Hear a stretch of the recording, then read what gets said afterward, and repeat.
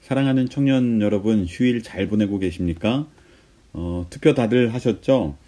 우리가 진짜 지도자를, 하나님을 경외하는 지도자를 뽑아야 되는데, 우리가 나라를 위해서도 좀 우리가 기도하고, 뽑혀진 지도자를 위해서도 좀 기도해서 우리의 나라가 하나님의 나라를 만들어가는 그런 좋은 나라가 될 수 있도록 우리가 계속 기도했으면 좋겠습니다. 오늘은 사사기 3장부터 5장의 말씀을 좀 볼 텐데요. 사사기 3장 15절에 보면 에훗이라고 하는 베냐민 지파의 왼손잡이 사사가 나옵니다. 그러니까 여기서 왼손잡이다라는 말은요, 오른손이 묶였다, 오른손이 다쳤다 이런 뜻이에요. 보시게 되면은요, 이 왼손잡이 사사인 에훗이 왕과 1대1 대면을 하잖아요. 아마 경호원도 왕 옆에 두지 않고 만났던 거죠. 왜냐? 에훗이 아마도 오른손이 장애가 있기 때문에 이런 사람이 왕을 대면한다 하더라도 왕에게 어떤 가해를 입힐 것이라는 것을 생각 못했을 가능성이 아주 많습니다. 그런데 베냐민 지파가 나중에도 나오는데 이 베냐민 지파는 왼손을 훈련한 사람들이 좀 있어요. 그러니까 약간 베냐민 지파가요, 육군 사관학교 같은 느낌이 있는 거예요. 특전사 지파 같은 그런 느낌이 있는 지파입니다. 그래서 나중에 11지파하고도 이제 베냐민 지파가 전쟁을 치르지 않습니까? 그러니까 무사들이 많다 보니까 이게 가능한 거예요. 나중에 왕을 뽑을 때 이스라엘 백성이 왕을 뽑았던 첫 번째 이유가 뭐냐면 전쟁을 지휘하는 군 사령관을 원했던 거거든요. 그래서 어떤 지파에서 뽑혔죠? 베냐민 지파. 이게 사울이 베냐민 지파잖아요. 어찌됐건 이 에훗이라는 사람이 베냐민 지파인데, 이 베냐민 지파가 또 이게 되게 역설적이게도 베냐민이라는 뜻은 원래 오른손의 아들이라는 뜻인데, 오른손이 묶여 있든지 아니면 오른손에 장애가 있든지 왼손밖에 쓸 수 없는 베냐민 지파의 에훗이 사사이라는 거죠. 그러니까 당시에는 고대 사회관념으로 왼손만 쓴다는 건 이건 장애를 가졌다는 뜻일 수도 있고 거의 인간 취급을 받지 못한다 이런 뜻이기도 합니다. 그래서 에훗은 이런 핸디캡을 이용했을 가능성이 굉장히 높은 거예요. 야, 저런 애가 왕에게 어떤 가해를 입힐 수 있겠어? 라고 안심하고 있을 때 왕과 1대1의 만남을 만들어가지고 왼손을 통해가지고 왕을 암살하는 내용이 3장 후반부에 나옵니다. 그러면서 이제 모압의 지배로부터 이스라엘을 구원하는 이야기가 쭉 나오고요. 4장과 5장을 보면 드보라와 바락 이야기가 나오는데, 여러분 4장 4절을 보면은요, 이 드보라라 하는 사사가 나왔다는 것 자체가요, 이게 현대적인 맥락에서는 이 여성 지도자들이 많이 이제 생겨났으니까 낯설지가 않은데, 고대 사회의 관점에서 바라보면 이 여성이 어떤 특정한 공동체의 지도자가 된다는 것 이 자체가 아주 굉장히 수치스러운 일이에요. 이게 굉장히 어려운 일인 거죠. 고대 사회의 관점으로요. 그러니까 다시 바꿔 말하면요, 드보라가 사사가 되었다는 말은요, 남성들의 지도력이 완전히 다 실종되어 버렸다. 뭔가 믿고 맡길 만한 남성이 한 명도 존재하지 않았다라는 이야기죠. 그래서 여러분 4장에 보게 되면 드보라하고 바락이 계속 비교가 되거든요. 그러니까 드보라는 여자이고 바락은 남자인데, 이게 드보라의 모습을 보면 굉장히 용맹스러운 여자예요. 그리고 바락은 남자인데 너무 유약한 남자인 거죠. 그래서 드보라와 바락에게 전쟁해라 이렇게 얘기하니까 바락이 이러는 거죠. 당신이 가면 가고, 당신 안 가면 나도 안 갈래. 이런 아주 너무너무 유약한 사람이 바락입니다. 바락이 한마디로 이야기하자면 이제 국방부 장관 같은 사람인데도 이렇게 유약한 사람인 거고, 그래서 드보라가 사사가 되었다는 것은 당시 관념으로 보자면 굉장히 이스라엘이 뭔가 좀 하나님을 믿고 맡길 만한 남성이 한 명도 존재하지 않을 만큼 지도력이 완전히 붕괴되었다. 이런 의미가 있습니다. 이 드보라가요, 평상시에 재판을 하는 장면이 4장 5절에 나오는데요. 이 평상시에 재판을 하는데, 그런데 이 재판의 과정들 속에서 백성들의 억울한 사연을 많이 들었을 것이고, 그 사연의 주 원인이 뭐냐면 가나안의 철권 통치임을 깨닫고 이 근본 문제를 해결하기 위해서 가나안과 전쟁을 치르는 거예요. 그러니까 바꾸어 이야기하자면 여러분, 드보라는요, 사회적인 모성애로 충만한 여인이라는 거예요. 이게 무슨 말이냐면 자기 자녀, 자기 가족만 생각하는 이런 모성애가 아니라 오늘날 이스라엘 백성들을 피폐하게 만드는 것이 무엇인가? 오늘날 이스라엘 백성들에게 피눈물 불러일으키는 것이 무엇인가? 이런 것들을 좀 바라보면서 그 중심 죄악하고 싸우고자 하는 사람이 바로 드보라였습니다. 이런 걸 이제 우리가 보통 좀 어려운 말로 사회적 모성애라고 얘기를 하거든요. 사회적 모성애. 그러니까 여러분 한번 이렇게 생각해 보세요. 여러분 우리나라는요, 대부분 부모님들이 자기 자녀에 대한 모성애는 굉장히 충만한데, 우리나라는 어찌 보면 OECD 국가 가운데 청소년 자살률이 몇 년째 1위잖아요. 그러니까 지금 같은 어떤 수능 체제 시스템에서는 소수의 사람들을 승리자로 만들지만 사실 대다수의 사람들은 실패자로 만드는 거잖아요. 그러니까 자기 자녀에게 이런저런 사교육시키고 정성 다하는 것에 한 10분의 1? 이 정도의 에너지를 들여서 이 땅의 모든 어머니들이 나오셔가지고 지금의 이런 교육체제, 수능체제, 학벌체제 이거 바꿔야 된다 라고 집회하게 되면은요, 만약에 그렇게 하면 이 한국의 이 학벌체제, 뭐 교육제도 이런 거에 엄청난 변화가 있을 거잖아요. 그런데 이런 사회적 모성애는 잘 발휘되지가 않는단 말이에요. 사회적 모성애는 이 드보라처럼 아무리 우리 자녀가 아주 잘 크고 좋은 대학 갔다 할지라도 만약에 묻지마 범죄 같은 것이 막 기승을 벌어지게 되면 언제 어느 순간 우리 자녀가 피해자가 될 수 있는 거잖아요. 그러니까 내가 우리 자녀를 온실 속에 잘 키워내는 것도 중요하지만 그것만 중요한 게 아니라 자녀가 살아가야 될 이 땅 전체가 평화롭게 사는 게 너무 중요한 거잖아요. 그러니까 이런 사회적 모성애, 이런 것들에 관심을 가져서 우리가 함께 나아가야 되는데 이게 참 쉽지가 않은 거예요. 뭔가 사회적 모성애를 힘을 쓰는 건 좀 아까워 보이고 우선은 내 자녀가 잘 되길 바라는 이런 부모들도 참 많죠. 그래서 여러분들이 나중에 결혼을 해서 자녀를 양육하면 반드시 이 드보라처럼 사회적 모성애의 힘을 좀 기르시길 바래요.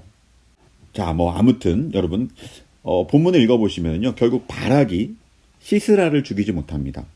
그리고 누가 죽이죠? 겐 사람 헤벨의 아내였던 야엘이라는 여인이 이 시스라를 죽입니다. 그래서 가나안의 전쟁은 누가 주도했어요? 드보라라는 사사가 주도했고요.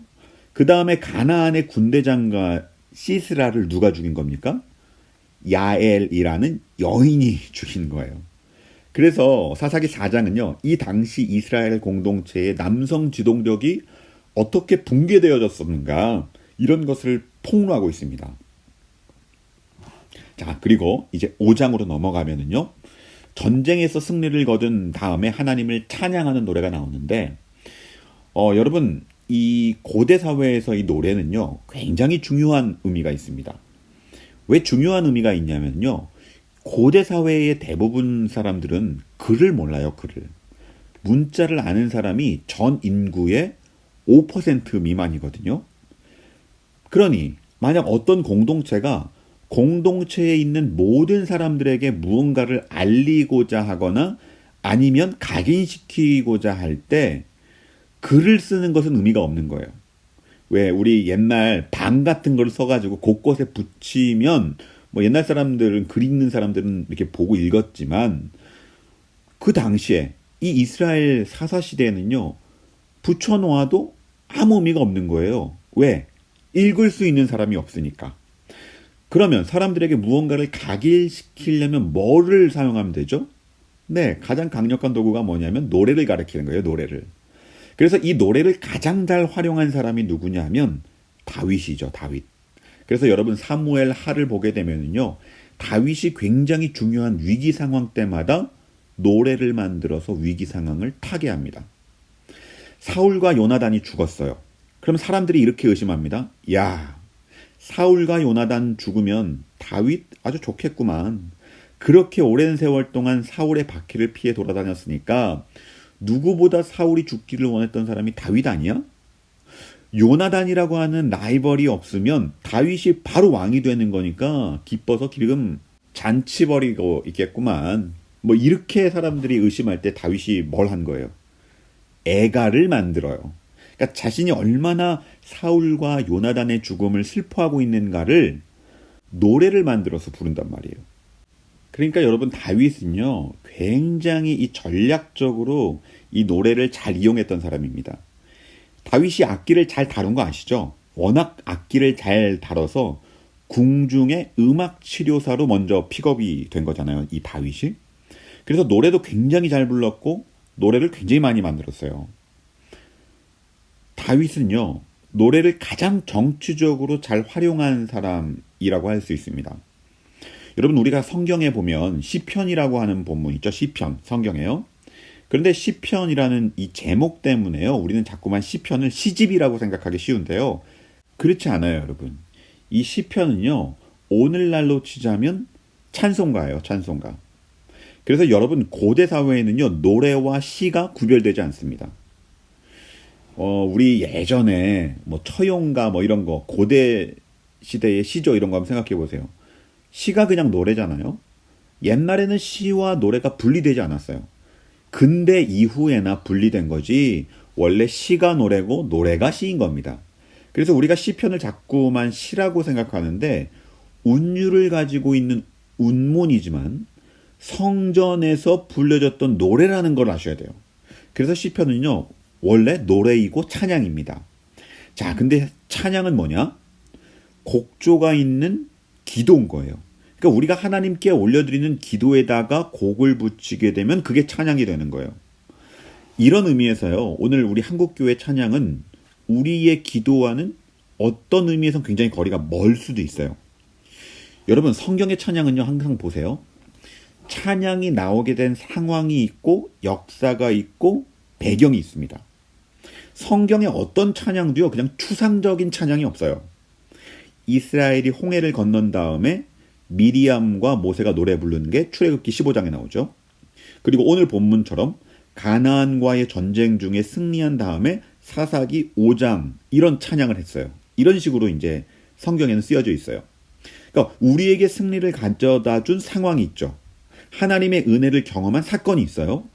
그런 사건의 현장에서 찬양을 올려드리는 거거든요.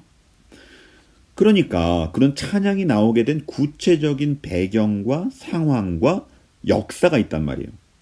근데 오늘 우리의 찬양은요, 대부분 다 서구 유럽의 혹은 그 어디죠? 그 호주의 힐송 같은 그런 분위기의 찬양이 수입된 거예요.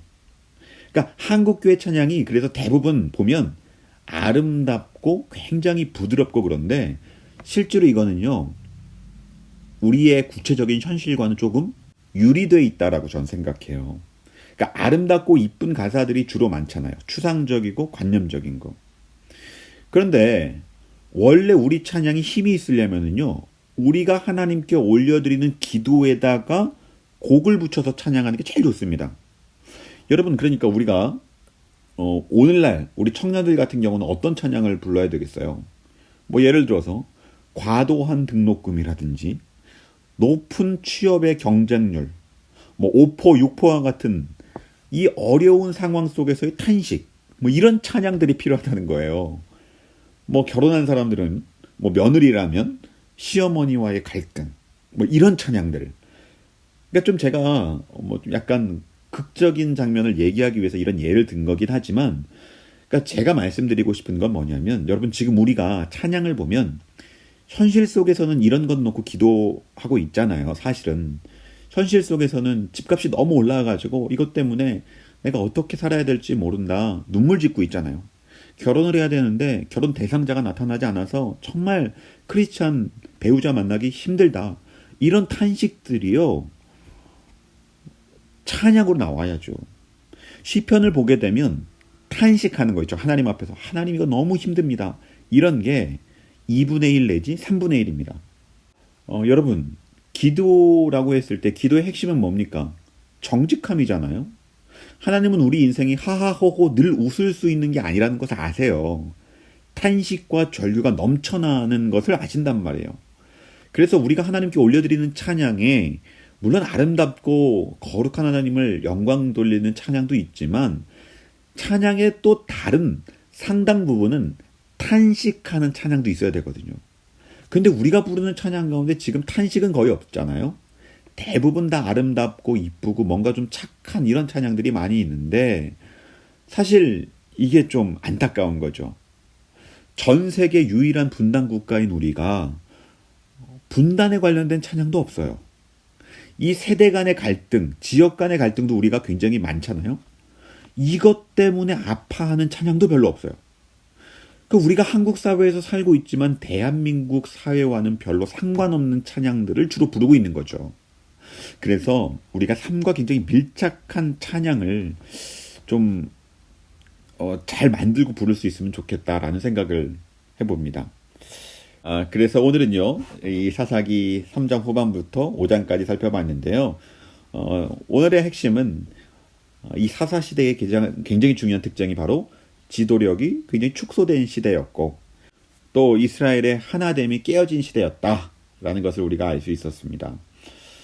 사랑하는 청년 여러분, 우리가 그 사사기 말씀을 좀 읽으면서 우리의 삶 속에서 한번 적용해 보시고 또 말씀을 읽고 말씀 파일을 들으시면서 한 주간 사사시대를 반면교사 삼아서 우리는 이스라엘의 하나님이 깨어진 이 사사시대를 따르지 말고 하나님의 신앙 안에서 똘똘 뭉쳐서 아름다운 공동체를 이루어가는 우리 사랑하는 청년부가 되었으면 좋겠습니다.